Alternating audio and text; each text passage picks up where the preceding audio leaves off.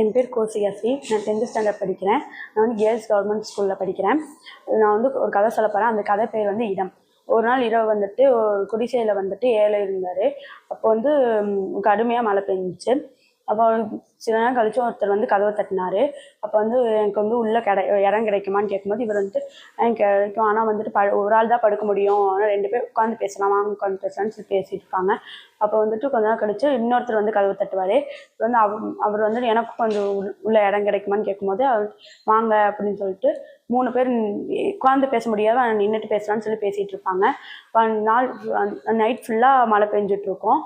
வந்து அடுத்த நாள் காலையில் வந்துட்டு இந்த 2 பேர்த்துல ஒருத்தர் மட்டும் வந்து சொல்லுவார், நான் வந்து வேற யாரும் இல்லை, இந்த ஊர் ராஜா தான், இவர் வந்து என்னோட மந்திரி. நாங்கள் வந்துட்டு உன்னோட இரக்க குணத்தை பரிசோதிக்க தான் அங்கே ஒரு நைட் ஃபுல்லாக இருந்தோம்.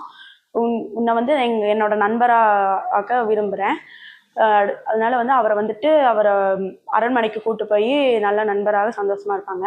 இந்த கதையிலேருந்து நம்ம என்ன தெரிஞ்சுக்கிறோன்னா, ஒரு உதவி செய்கிறோன்னா அவர் வந்து பணக்காரரா ஏழையான்னு பார்க்காம எல்லாத்தையும் சமமாக உதவி செய்யணும்.